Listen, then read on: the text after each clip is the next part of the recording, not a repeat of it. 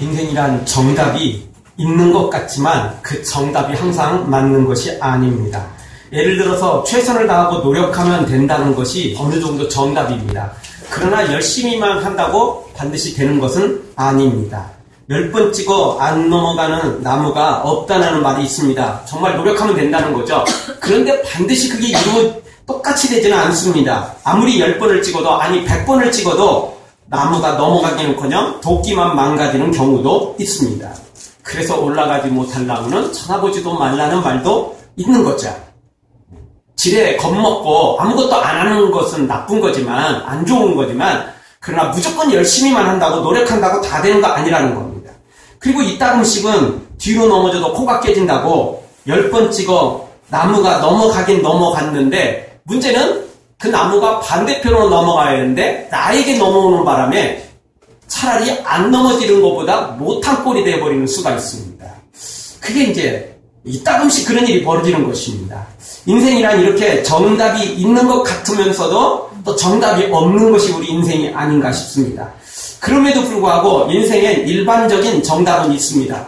배우지 않고 노력하지 않고 심지 않고 사라지고 거두어지는 법은 없기 때문에 그렇습니다. 이따금씩 수고하지 않은 불로소득이 생기기도 하지만 그 불로소득은 나한테 반드시 유익된 것은 아닙니다. 한두 번 불로소득을 경험한 사람은 일확천금의 요행만 바라게 만듭니다. 그래서 안 해요. 일을 안 합니다. 어쩌다 나무 밑에 지나가다가 떨어지는 감을 제대로 잡은 사람은 감 딸 생각을 안 해요. 그 밑에 들어 누워서 기다리게 만들죠. 그런데 어쩌다 한번 입속으로 들어갈 뿐 대부분은 입에 들어가지 않습니다. 혹시 떨어진다 해도 눈탱이 반팽이 되지 절대 이쪽으로 들어가지 않습니다. 그게 우리 인생이라는 것입니다. 따라서 우리는 우리에게 닥쳐오는 인생 길에서 일희일비하지 않는 모습이 필요합니다. 사람인지라 환경에 영향을 받지 않을 수는 없지만 그래도 재빨리 돌아와야 됩니다. 그래야만 제대로 된 삶에 조금이라도 접근 가능해지기 때문에 그렇습니다. 오늘 성경도 마찬가지입니다. 야곱이나 야곱의 아들들 그리고 요셉 모두 20여 년이 넘는 동안 격동의 세월을 보내고 있었습니다. 야곱은 가장 사랑하는 아들 요셉을 먼저 보내고 슬픔의 나날을 지난 20년 동안 살아왔습니다. 그리고 요셉의 형들, 요셉을 팔아버렸죠? 그냥 마냥 기분 좋은 것만은 아니었습니다. 그 당시에는 요셉 때문에 시기질투가 생겨서 요셉만 없어지면 우리가 행복할 줄 알았는데 막상 요셉이 사라져도 아버지가 자기들을 더 특별히 사랑하는 건 없었어요. 요셉이 없어졌으니까 요셉을 사랑한 만큼 다른 아들들을 더 사랑했느냐? 사실 그렇지는 않아요. 왜냐하면 아버지 야곱은 요셉이 죽어버린 관계로 도리어 더 슬픔에 더 괴로움 속에 살았어요. 그래서 다른 자녀들도 도리어 더 귀찮게 여기고 살아가는 것 자체가 힘들 정도였다고요. 그러니 이 아들들에게, 이 10명의 형들에게 결코 좋은 일이 아니었죠. 거기다가 이 10명의 형들은 요셉을 팔아버린, 자기 동생을 팔아버린 관계로 양심의 가책이 끊임없이 끌어올라오기 시작하는데 도저히 감출 수가 없었습니다. 막을 수가 없었던 거죠. 요셉도 마찬가지입니다. 노예로 팔려서 누명을 쓰고 감옥에 들어가고 그리고 이제 총리가 돼서 아들 둘을 낳는 지금까지 20여 년이 흐른 동안 정말 파란만장한 삶을 살아왔습니다. 그래서 오늘 성경 이 모든 주인공들이 다 등장합니다. 야곱과 그의 10 아들들 그리고 요셉까지 말입니다. 어쨌든 야곱의 입장에서는 이 하루하루 살아가는 게 참 힘든 것이었고 동일하게 형들 10명도 양심의 가책 때문에 하루하루 사는 게 아니었습니다. 당연히 요셉도 엄청난 훈련과 연단을 받는 바람에 정말 죽을 고생하고 지금까지 이르게 된 거죠. 자, 오늘 성경 통해서 우리가 어떤 환경 속에서도 어떤 상황 속에서도 하나님의 뜻을 발견하는 것이 우리가 살아갈 근거가 된다는 것입니다. 이 이유 때문에 포기하고 저 이유 때문에 인생을 아무렇게나 살아갈 수 없다는 겁니다. 아무리 힘들고 어려운 상황이 와도 우리는 어떤 상황 속에서도 하나님의 뜻을 발견해야 됩니다. 그리고 살아갈 이유로, 그리고 내가 나에게 주신 사명을 감당하지 않으면 안 된다는 것입니다. 야곱은 가장 사랑했던 아들 요셉을 잃어버렸으니까 아무렇게나 살아가고, 형들은 동생을 죽였다는 죄책감 때문에 그냥 막 살아가고, 요셉은 형들한테 배신당했으니까 그냥 막 살아가고, 이러면 뭐가 되겠습니까? 아무것도 안 되는 거예요. 아무것도 안 되는 겁니다. 그런데 오늘 성경에 요셉만 그동안 말씀대로 살았어요. 나머지 사람들은 시리와 좌절 속에 살죠. 야곱도 살기는 살았지만 사실은 바른 삶을 살지 못했습니다. 틀린 삶을 사는 건 아니지만 제대로 된 사명을 감당 못했어요. 어차피 요셉은 죽었다고 치면 몇 달, 몇 년은 조금 그렇게 하더라도 나중에는 다른 자녀들도 세워가야잖아요. 그런데 그렇게 하질 못해요. 베냐민만 끼고 돕니다. 당연히 형들 죄책감까지 가지기만 했지 다른 거 못했습니다. 요셉만 그동안 하나님의 말씀대로 살아와서 드디어 이제 총리가 된 거죠. 그리고 드디어 이 신년 흉년을 이제 지혜롭게 맞이하고 있는 것입니다. 사랑하는 성도 여러분, 어떤 상황 속에서도 하나님의 뜻을 발견하여 하나님의 뜻을 이루는 하나님의 사람들로 세워지는 여러분들 되어지기를 주의 이름으로 축원합니다. 오늘 성경 통해서 우리가 몇 가지 주시는 말씀은, 첫 번째 주시는 말씀은 하나님의 사람에겐 고난이 있다는 것입니다. 하나님의 사람들에게는 반드시 고난이 있습니다. 필수입니다. 고난은 평생 우리가 함께 가야 할 것입니다. 보통 어르신들 병원 가시면 의사들이 그러죠. 담뇨하고요, 고혈압하고요, 관절은 그냥 남은 평생 동안 친구라고 생각하고 사세요. 이런 이야기를 많이 들어보시죠, 우리 어르신들. 별 수 없다는 거예요. 친구 아닌데 그냥 친구처럼 살아야 된대요. 어쩔 수 없다는 거죠. 걔가 나한테 와서 절대 안 떨어져요. 딱 달라붙어갖고 절대 나를 안 떨어진다는 거죠. 그러니까 같이 가야 돼요. 어떻게 할 수 없어요. 조금 치료받으면서 조금 약 먹으면서 이렇게 갈 수밖에 없다는 거죠. 왜 나한테 이런 게 와가지고, 왜 나한테 고혈압이 와가지고, 왜 나한테 관절이 와가지고, 이런 거 이렇게 투정하고 원망하기 시작하면 스트레스 받고 더 나빠져요. 건강만 더 나빠져요. 더 힘들어지죠. 그냥 친구라고 생각하라는 겁니다. 그럴 때 도리어 더 건강한 삶을 살 수 있다는 거죠. 이 세계 3대 악처로 꼽히는 3명에 대한 의견 차이는 조금씩 있습니다. 근데 그 중에 절대 빠지지 않는 사람이 있다면 이 소크라테스의 아내 크산티페라는 여자입니다. 이 소크라테스가 어느 날 친구와 함께 담소를 나누고 있었답니다. 드디어 또 아내가 나타나서 바가지를 긋기 시작했답니다. 하지만 이 소크라테스는 태연히 대화를 계속했답니다. 드디어 물벼락이 날아왔다는 겁니다. 보다 못한 친구가 여보게 어떻게 좀 해야지, 이건 너무 심하지 않는가. 소크라테스 아내가 유명한 건 알았지만 같이 이야기한 바람에 물벼락 같이 받아 썼으니 한마디 한 거죠. 그때 소크라테스가 여전히 앉은 채로 그렇게 대답을 했답니다. 내성이 치면 소나기가 쏟아지는 법이라네. 그리고는 이어서 거친 이런 말들은 길들여야 준마가 되고, 그리고 내가 내 아내한테 저렇게 참을 수만 있다면 이 세상에 어떤 사람도 다 내가 잘 대할 수 있을 거네. 그래서 나는 여기서 많은 걸 또 배우고 있네. 그렇게 말했다는 겁니다. 소크라테스가 원래 대단해서 그랬겠습니까? 하도 많이 당하니까 이제 살 길을 찾았겠죠. 포기할 건 포기하고 거기서 이제 자기 살 길을 찾았겠죠. 처음부터 소크라테스가 이랬겠어요. 처음 물바가지 썼을 때 그랬겠어요. 그때는 한 소리 했겠죠. 근데 해도 안 되니까. 그냥 어차피 안 되는 거 자기가 피할 길 찾아야지 어쩌겠습니까? 보통 사람들은 이렇게 하기가 어렵습니다. 같이 싸움 벌이지, 내가 못 살겠다고 말하지, 같이 이렇게 한바탕 해버리고 말지, 소크라테스처럼 이런 여유를 갖기가 어렵게 됩니다. 그러나 우리가 이런 지혜도 좀 배울 줄 알아야 됩니다.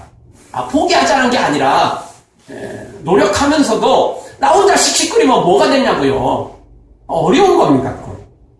차라리 피할 수 없는 건 차라리 즐기는 게 낫습니다. 그게 내가 사는 방법이거든요. 요셉도 마찬가지였습니다. 자기가 노예로 팔렸는데, 종살이 하고 있는데, 또 감옥에 들어갔는데, 씩씩거린다고 노예에서 해방됩니까? 감옥에서 해방됩니까? 안 돼요. 우는 아이 젖주지만, 지금 요셉 상황은 아무리 울어도 젖이 안 들어와요. 왜 우느냐면서 매가 들어온다고요. 폭력이 들어오지 요셉을 꺼내줄 사람은 아무도 없어요. 그럼 이런 때는 차라리 포기하고 하나님의 놀라운 은혜를 때가 될 때까지 기다리는 거 외에는 방법이 없는 것입니다. 여러분, 하나님의 사람들에게는 고난이란 이렇게 평생 같이 가야 됩니다. 어쩔 수 없어요. 아니, 하나님의 사람이기 때문에 고난이 더 많이 오는 겁니다. 종종 암에 걸리거나 중병에 걸리거나 무슨 재앙을 만나면 너 무슨 죄 져서 그렇게 지금 그런 일을 당한 거야? 이렇게 의심의 눈초리를 보내는데, 여러분, 고난은 죄 때문에 오기도 하지만 고난의 대부분은 죄 때문이 아니라 도리어 내가 믿음이 좋기 때문에 더 올 수도 있다는 것입니다.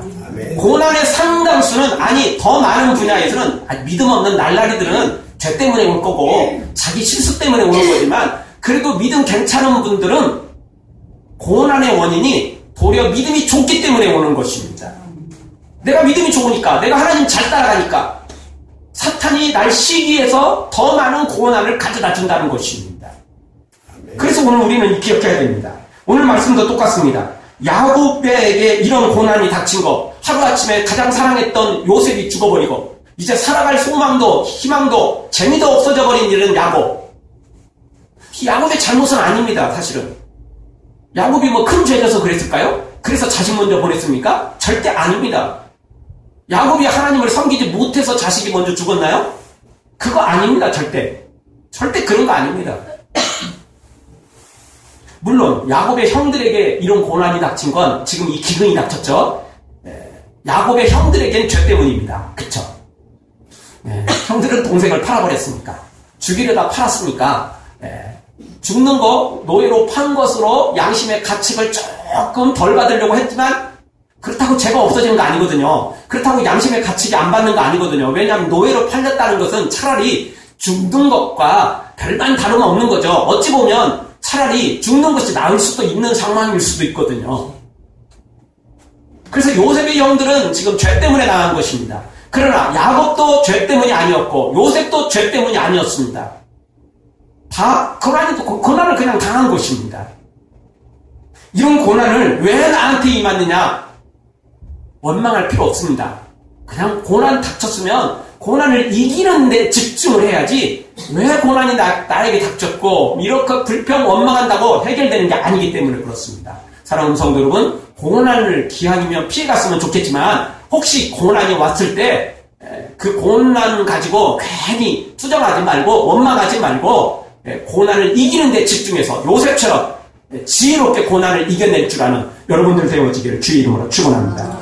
두 번째 주시는 말씀은 문제를 피하고 방관하기보다는 부딪혀 해결해야 된다는 겁니다. 특별히 죄 문제는 더더욱 그렇습니다. 죄는 부딪혀서 해결을 해야지, 회개하고 문제를 해결해야지 방관하고 피한다고 외면한다고 되는 게 아니라는 것입니다.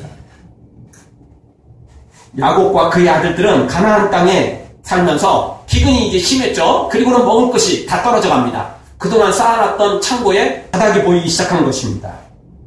이 2절에 보니까 집안에만 있던 야곱까지 애굽에 양식이 있다는 소문이 들었을 정도로, 아니 야곱이 알 정도 되면 야곱의 아들들은 밖으로 나가서 열심히 일했잖아요. 그래 얼마나 소문을 잘 들었겠어요. 그런데도 불구하고 아무도 애굽으로 갈 생각을 안 씁니다. 왜 그렇죠? 그 애굽에 자기들이 팔았던 요셉이 있잖아요. 그래서 뭐 애굽 들어간다고 그 엄청난 땅인데, 저분은 화곡동이 아니에요. 서울에서도 김서방 찾기 힘들지만 우리나라보다 엄청나게 큰 땅이 애굽 땅입니다. 그래서 찾는다고 찾아지는 게 아니에요. 절대 찾는 거 못 찾습니다. 찾기 힘듭니다. 얼굴 보기 힘듭니다. 그래도 애굽이라는 단어만 떠올라도 요셉의 이 형들은 자다가다 벌떡 일어나는 거죠. 악몽을 꾸는 거죠. 자신들이 팔아버렸잖아요. 그러니 애굽에 내려가고 싶은 생각이 없는 거예요. 버틸 때까지 버티는 겁니다. 그래서 아버지 야곱이 불러가지고, 야 니네들 왜 애굽이 양식이 있다는데 왜 안 내려가냐, 이렇게 하니까 겨우 내려갑니다. 아무도 내려갈 생각 안 해요. 그냥 버틸 때까지 버티는 거죠. 근데 여러분, 이렇게 버틴다고 문제가 해결됩니까? 버티고 있으면 굶어 죽지 절대 문제 해결되지 않습니다. 죄는 적극적으로 나가서 해결해야 됩니다. 회개해야 되고 찾아야 되고 그 문제를 어떻게 정리를 해야 되는 겁니다. 이렇게 버티고 있다고 애굽 안 내려간다고 되는 게 아니라는 겁니다. 안 내려가면 하나님이 그쪽으로 내려오게 하시거든요. 죄 문제 해결하라고 부르시거든요. 그러니까 빨리 해결해야 된다는 것입니다. 요셉의 형들은 요셉을 노예로 판 것뿐만 아니라 아버지 야곱을 속이는 죄까지 졌습니다. 와서 요셉이 어떻게 된지 모르겠습니다. 이것도 거짓말이겠지만 그래도 조금 낫잖아요. 요셉이 어디가 살아있을 것이다. 고생하겠지만 언젠가는 만날 것이다. 야곱에게 이런 소망을 줄 수 있거든요. 근데 아예 싹을 잘라버렸어요. 뭐라고 말했죠? 요셉의 옷을 갖다 주면서 이게 혹시 요셉의 옷 아닙니까? 짐승의 피를 묻혀가지고 맹수가 잡아먹은 것 같습니다. 이 옷만 발견됐습니다. 그래서 야곱은 아들 요셉이 죽어버린 줄 알았어요. 그래서 요셉의 형들은 동생을 판 죄뿐만 아니라 아버지 야곱에게 엄청난 거짓말까지 더해가지고 이 큰 죄를 진 거죠. 이 문제 해결해야죠. 해결해야죠.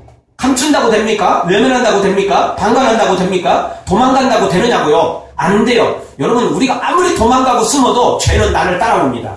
아니, 죄는 나와 항상 같이 내가 지은 죄는 절대 떨어지지 않는 것입니다. 내 뒤에 항상 따라옵니다. 아니, 내 몸 안에 있어요, 사실은. 절대 없어지지 않습니다. 못 짓는다고요? 감춰집니까? 아닙니다. 좋은 세제 갖다가 막 때린다고요? 죄가 사라집니까? 그렇지 않습니다. 이 죄는 그렇게 해결되는 게 아니라는 것입니다. 요셉의 형들은 지금 애국으로 내려가서 요셉을 찾을 생각을 해야 돼요. 그래야 죄책감이라도 조금이라도 없어지지 가나안 땅에 있으면 안 된다고요. 그리고 아버지 앞에도 맞아 죽을 각오하고 자백해야 돼요. 고백해야 됩니다. 그래야 문제 해결되는 겁니다. 차라리 매 맞고 마는 게 낫지 이렇게 버티고 있는다고 사는 게 아닌 거죠. 근데 야곱의 형들은 너나 나나 없이 이 10명 다 감추고 외면하고 도망가고 피해버립니다. 아무도 적극적으로 이 문제 해결하려고 하지 않습니다. 심지어 양식이 다 떨어져 가는데도 애굽에 내려갈 생각을 안 해요. 애굽에 내려갈 생각을 안 해요. 무섭긴 무섭다는 생각만 하고 죄책감만 들 뿐 해결하지 않습니다. 근데 여러분 이러면 절대 아무것도 해결되지 않는 것입니다. 여러분은 어떻게 하고 있습니까? 여러분 문제가 있다면, 지은 죄가 있다면, 어떤 문제가 있다면 방관하지 마세요. 피하지 마세요. 도망가지 마십시오. 그런다고 해결되는 거 아닙니다. 물론 그냥 아무 생각 없이 그냥 앞뒤 안 가리고 그냥 무조건 부딪힌다고 되는 건 아닙니다. 기도해가면서 어떤 방법을 갖고 어떻게 해결해야 되는지를 하나님께 도움을 구하면서 결국은 부딪혀야만 되는 것입니다. 잠시 나 자신을 점검하고 부딪혀야만 되는 거지 해결해야만 되는 거지 도망간다고 절대 해결되는 거 아니라는 것입니다. 결국 이렇게 도망가고 외면하고 어쩔 수 없이 애굽으로 내려갔던 이 형들은 결국 이렇게 외면하고 방관하다가 자신들도 결국 누명을 쓰고 감옥에 갇힙니다. 노예로 팔릴 상황에 이르게 되는 거죠. 사람은 반드시 행한 대로 받게 돼 있는 것입니다. 사랑하는 성도 여러분, 어떤 문제이든지 어떤 죄이든지 어떤 사건이든지 피하려고 하지 말고 방관하려고 하지 말고 도망가려고 생각하지 말고 그 문제를 하나님께 기도하면서 당당하게 부딪혀서 그 문제를 해결하는 하나님의 도우심을 받는 여러분들 되어지길 주의 이름으로 축원합니다. 마지막 세 번째로 오늘 주시는 말씀은 하나님의 사람은 하나님의 말씀을 100% 성취되는 것을 목격하게 된다는 것입니다. 하나님의 사람이라면 그리고 그 말씀을 기다리기만 한다면 믿고 따라가기만 한다면 반드시 성취된다는 것입니다. 어느 순간에 뒤돌아보면 그 말씀이 성취됐다는 걸 우리가 깨닫게 될 것이라는 겁니다. 아버지 야곱의 말을 들은 이 10명의 형들은 양식을 사려고 금은보화를 가지고 애굽에 도착합니다. 양식은 생명줄이나 다름없기 때문에 요셉이 일선에서 이 진위주의하고 있었습니다. 이런 거 공무원들에게 그냥 맡겨놨다가 잘못하면 비리 생기고 그러면 폭동이 일어나거든요. 그래서 요셉이 아주 일선에서 이 문제는 진두지휘를 하고 있었습니다. 훈련 들었을 때도 요셉은 그냥 맡기지 않았어요. 자기가 순회하면서 다 했죠. 당연히 이걸 베풀 때도 양식을 백성들에게 팔 때도 함부로 하지 않았습니다. 왜냐하면 사람들은 하나님을 두려워하지 않으면 절대 사람도 두려워하지 않습니다. 돈이라는 건요 어떻게든 지금도 그렇게 대통령 해먹어도 그렇고 뭐 장관 해먹어도 그렇고 다 명예를 다 갖춘 사람도 다 그러잖아요. 돈이라는 건 절대 어느 사람도 예외가 없습니다. 어떤 사람도 예외가 없는 것입니다. 하나님을 두려워하지 않는 순간 결국 돈 욕심에 사로잡히게 돼 있는 것입니다. 그래서 요셉은 이 문제를 중앙정부에서 자신이 통제를 합니다. 특별히 외국에서 오는 사람들은 무조건 주지 않았습니다. 아무리 금은보화가 들어온다 할지라도 무조건 팔 수는 없잖아요. 애국 사람들 다 먹고 충분할 것까지는 남겨놔야잖아요. 그리고 나서 팔아야 하잖아요. 막 금은보화 들어온다고 막 팔아버리면 나중에 어찌 되겠어요? 큰일 날 수 있는 거죠. 그래서 외국에서 오는 것들은 무조건 팔지 않고 이 요셉이 특별히 관리를 더 많이 했던 것 같습니다. 그래서 뭐 오늘 요셉의 형들이 들어오는데 요셉을 찾아올 수밖에 없었던 거죠. 요셉이 이 일을 이제 주관을 했던 겁니다. 자, 요셉의 형들은 총리라는 말을 듣고는 납작 엎드려 양식을 구합니다. 얼굴을 쳐다볼 수 없죠. 당시 이 애국은요, 지금 미국보다도 더 크면 컸지 절대 작지 않은 나라였습니다. 엄청난 나라가 이 애국이었습니다. 그러니 요셉의 그 총리 앞에서 어떻게 얼굴을 들 수 있겠어요? 그리고 지금 총리는 그냥 총리가 아니고 바로를 대신하는 총리잖아요. 이름만 바로고 실제 왕은 요셉이었거든요. 총리가 진짜 왕이었거든요. 그러니 어떻게 감히 총리 앞에 지금 얼굴을 들 수 있겠습니까? 여러분 여기서 금은보화 가져온다고 아무나 양식 팔아주겠어요? 아니잖아요. 지금은 금은보화가 중요한 게 아니고 뭐가 더 중요하죠? 양식이 더 중요해요. 금덩어리 필요 없어요. 금덩어리 먹고 살렵니까? 소용없어요. 양식이 없을 때는 금은보화가 중요한 게 아니고 양식이 중요해요. 먹을 게 중요하지. 그나마 외국은 양식이 그나마 많으니까 금은보화 가지고 와서 사가는 거지. 다른 데서는 금은보화 주어도 못 샀다고요. 누가 팔겠어요? 금은보화 가지면 뭐 하겠습니까? 죽어버리면 아무 소용없는가. 그래서 요셉의 형들은 감히 얼굴을 쳐다볼 수 없었죠. 7절에 보니까 요셉은 형들이라는 사실을 금방 알게 됩니다.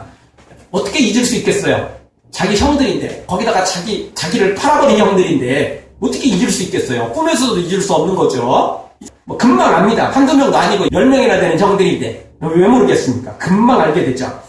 9절을 보니까 오늘 성경을 통해서 놀라운 또 하나의 은혜를 발견합니다. 9절을 한번 읽겠습니다. 다 같이 읽습니다. 요셉이 그들에게 대하여 꿈을 생각하고 그들에게 이르되 너희는 정탐들이라 이 나라의 틈을 엿보러 왔느니라. 아멘. 자, 이 형들이 요셉에게 납작 엎드려 절합니다. 그걸 딱 보고 형들이라는 걸 알고 또 엎드려 절한 걸 보고 갑자기 요셉에게 스치는 생각이 있었는데 그건 뭐였냐면 자기가 청소년 때 하나님 주신 꿈이 생각나더라는 거예요. 그 꿈이 뭐였죠? 볕단이 절하는 거였어요. 해와 달과 별들이 절하는 거였거든요. 그때는 뭔지 잘 몰랐어요. 다만 그냥 형들이 심지어 엄마 아빠까지도 자기한테 무릎을 꿇는 그 이상한 꿈 때문에 그 뭘까 이렇게 신기하고 어쨌든 기분은 좋잖아요. 뭔지를 잘 몰라도 남들이 자기한테 무릎 꿇는다는데 기분 나쁠 거 없죠. 내가 무릎 꿇는 게 솔직히 기분 안 좋은 거지. 그래서 그때는 그냥 어린 마음에 그냥 괜히 자랑만 했어요. 그것 때문에 형들한테 더 미움받았죠. 근데 그 꿈이 지금 딱 생각난 거예요. 아, 이것이었구나. 그러니까 결론은 뭐냐면 형들이 나를 팔아버리는 나쁜 놈들이고 저놈들은 원수를 갚아야 될 놈들이다. 아무리 형이지만 저런 놈들은 인간도 아니고 짐승 같은 놈이니까 오늘 당장 그냥 감옥에 가두고 사형을 시켜버려야 된다. 이게 아니고 하나님이 그때 꿈 주신 것은 오늘을 위해서 그랬구나. 형들이 판 거지만 이거는 하나님의 계획 속에 들어있었던 거구나. 그래서 하나님께서 나를 이렇게 총리 되게 하신 것은 형들은 팔아서 나를 죽이려 했지만 내가 똑똑하고 잘나가지고 이렇게 된 게 아니고 하나님이 처음부터 이런 계획을 갖고 있었구나 라는 생각을 하게 된 것입니다. 그러니까 어떤 상황 속에서도 하나님의 뜻을 발견해야 된다는 게 이 말씀입니다. 요셉의 형들은 그 최악의 상황에 빠지고 죄책감에 그리고 이런 재난을 만나도 회개할 생각을 않고 문제를 해결하지 않습니다. 근데 요셉은 지금 권력을 갖고 있잖아요. 힘을 갖고 있잖아요. 형들을 감옥에 가두고 사형시킬 수 있는 권한도 있어요. 그럼에도 불구하고 그렇게 하지 않는 거예요. 물론 오늘 9절 하반에서는 이렇게 말합니다. 형들을 협박하죠. 근데 사실은 이건 계획적인 거예요. 이것도요, 형들한테 회개할 기회를 주기 위해서 이렇게 한 겁니다. 그냥 무턱대고 얼굴 딱 보고, 형들, 나 요셉이야. 당신들이 나 팔아버린, 노예로 팔아버린 나 요셉이야. 내가 총리야. 여러분, 이렇게 요셉을 먼저 밝혔다면 형들이 어떻게 됐겠어요? 살아갈 수 없는 거죠. 살 수 없는 거죠. 무서워서 살겠어요, 어디? 어디 무서워서 살겠냐고요. 하나님 무섭지, 요셉 무섭지. 나중에 또 자기 아버지 야곱한테 다 들통나잖아요. 이거는 뭐 여기저기서 다 이거는 이러면요 죄책감을 못 이겨서 결국 자살을 할 가능성이 높아요. 그렇죠. 사람이 코너에 몰리면 뭔가 가진 사람들, 뭔가 있는 사람들 죄가 드러나면 결국 그 무게 때문에 자살을 하는 경우가 많잖아요. 요셉이 형들한테 이렇게 너희는 정탐이다 이렇게 몰아붙이는 이유는 사실은 진짜 몰아붙이려고 한 게 아니라 형들에게 기회를 주는 거예요. 회개할 기회를 주는 거죠. 아, 우리가 요셉을 판 것 때문에 우리가 이렇게 고난을 당하는구나. 그리고 실제 나중에 요셉이 형들이 감옥에 들어가면서 자기들끼리 막 헛닥거립니다. 요셉이 그걸 다 듣는 걸 모르고 요셉은 당연히 애굽 사람이라고 생각하고 가나안 사람을 히브리어 말을 못한다고 생각하고 자기들끼리 이야기합니다. 뭐라고 말하죠? 나중에 다 들어보면 우리가 요셉을 판 것 때문에 그때 요셉이 그렇게 울면서 형님들 제발 나를 살려주세요 이렇게 외쳤건만 우리가 그 소리를 외면하고 노예로 팔아버린 것 때문에 오늘 우리가 이렇게 누명을 쓰고 우리가 아무리 외쳐도 아무리 우리 이게 아니라고 외쳐도 소용없게 됐구나. 이게 하나님께서 우리를 지금 징벌하고 심판하고 있구나. 이걸 자기들끼리 소리 이야기합니다. 벌써 어느 정도 회개했다는 이야기죠. 어느 정도 회개하고 있다는 거예요. 그래서 요셉은 지금 당장 감옥에 가두고 없애버릴 수 있었지만 하나님 주신 꿈이 딱 생각난 겁니다. 그래서 이 좋은 위치에 있을 때 그걸 가지고 권력을 휘두르고 그걸 가지고 원수를 갚는 데 사용하지 않고 어떤 일에 사용하죠? 형들에게 회개할 기회를 주고 형들을 살릴 수 있는 방안을 생각해야 됩니다. 왜냐하면 이 모든 것이 하나님의 은혜라고 생각을 했기 때문에 그렇습니다.